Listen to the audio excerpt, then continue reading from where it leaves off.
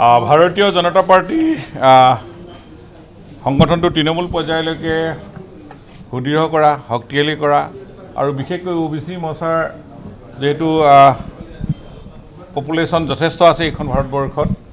আৰু বিশেষকৈ অসমত, গতিকেলৈ ইয়াক দললৈ তেওঁলোকক আকৰ্ষিত কৰা এইটো এটা OBC মৰ্চাৰ ওপৰত দায়িত্ব আছে আৰু এই দায়িত্ব মোক যেহেতু নতুনকৈ অবজাৰ্ভাৰ হিচাপে দায়িত্ব দিছে মাননীয় ৰাজ্যিক সভাপতি মাননীয় মুখ্যমন্ত্ৰী ডক্টৰ হিমন্ত বিশ্ব শৰ্মা ডাঙৰীয়াই। আমি এই কাম নিষ্ঠাৰে কৰিবৰ কাৰণে এতিয়া আমি প্ৰতিখন জিলাত আমি প্ৰতিটো মণ্ডলৰ বিষয়ববীয়াসকলক লৈ আমি সভা কৰিছোঁ, মৰিগাঁৱত কৰিছোঁ, গুৱাহাটীত কৰিলোঁ, নিউ গুৱাহাটীত আৰু আজি আমি নলবাৰী জিলাত এনেধৰণে প্ৰতিখন জিলাতে এনেকৈ কৰি আমি অকল তেওঁলোকক দললৈ অনাই নহয়, আমি তেওঁলোকক কেনেকৈ মহিলাসকলক সবলীকৰণ কৰা হ'ব, ইউথসকলক কেনেকৈ এই দলৰ প্ৰতি আকৰ্ষিত কৰিব পৰা হ'ব আৰু চৰকাৰৰ বিভিন্ন স্কিমবিলাক আমি কেনেকৈ ইমপ্লিমেণ্ট কৰিব লাগিব OBCসকলৰ কাৰণে চেণ্ট্ৰেল গভৰ্ণমেণ্টৰ হওক বা ষ্টেট গভৰ্ণমেণ্টৰ যিবিলাক স্কিম আছে, প্ৰধানমন্ত্ৰী ডাঙৰীয়াৰ যি প্ৰধানমন্ত্ৰী বিশ্বকৰ্মা স্কিম আছে আৰু যিহেতু আমাৰ ইয়াতে PM প্ৰধানমন্ত্ৰী এটা ভাইব্ৰেণ্ট ইণ্ডিয়াৰ কাৰণে এটা বিশেষকৈ OBC স্কলাৰশ্বিপ আছে, এইবিলাক আমি এৱাৰনেছ কেম্প কৰা, চাৰ্টিফিকেট কোৰ্চ কৰা, এইবিলাক কৰাৰ কথাটো আমি বিশেষকৈ এৱাৰনেছ দিছোঁ। এতিয়া আমাৰ যিহেতু এইখন গভৰ্ণমেণ্টে যথেষ্ট এই জনগোষ্ঠীটো বা OBC পিছপৰা শ্ৰেণীসকলৰ উন্নয়নৰ কাৰণে মূল হেৰিত আনিবৰ কাৰণে যথেষ্টখিনি স্কিমো লৈছে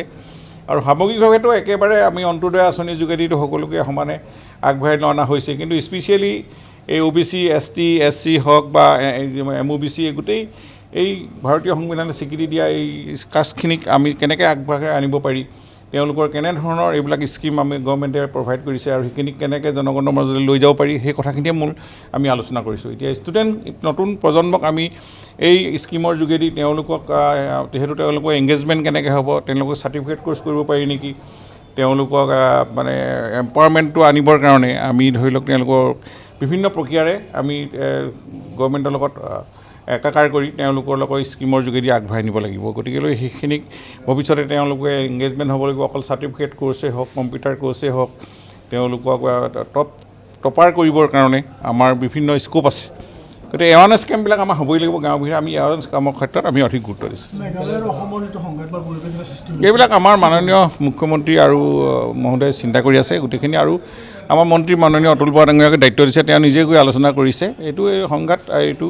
এছামে বিৰোধীয়ে এইখিনিয়ে অকণমান চোতাই আছে বুলি আমি যিটো গম পাইছোঁ। গতিকে আমাৰ দুইখন হাত ভনীৰ মাজত আমাৰ গোটেই নৰ্থ ইষ্টৰ মাজত যিটো সম্পৰ্ক আছে এইটো বিনষ্ট কৰাৰ কিছুমান ষড়যন্ত্ৰ থাকে। গতিকেলৈ আজি মই ভাবোঁ যে যথেষ্টখিনি আমাৰ মাননীয় মুখ্যমন্ত্ৰী ডক্টৰ হিমন্ত বিশ্ব ডাঙৰীয়াৰ নেতৃত্বত সকলো মিলি একত্ৰিত হৈ আমি এই সমস্যাবিলাক যিবিলাক সৰু সুৰা সমস্যা দেখা দিছে এইখিনি আমি সমাধান কৰিব পাৰিম। এইবিলাক আমি আপোনালোকে জানেই আজি অসমখনত ধৰি লওক যেনেধৰণে এতিয়া এইবিলাকত কংগ্ৰেছে অলপ ওচৰত নিদিয়ে লগত, কাৰণ যিহেতু এইবিলাক কথা তেওঁলোকৰ কোনো ইছ্যু নাই এতিয়া আমাৰ ক'ব গ'লে অসমত এতিয়া ইছ্যুবিলাক আৰু কংগ্ৰেছৰ মানে চক্ৰান্ত থাকে এইবিলাকত প্ৰতিটো ক্ষেত্ৰতে আপোনালোকে দেখিছে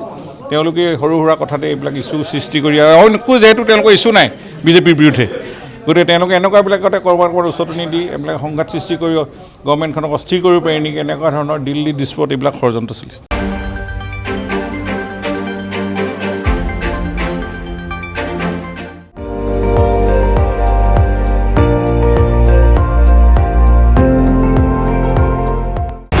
আপুনি চাই আছে ND24,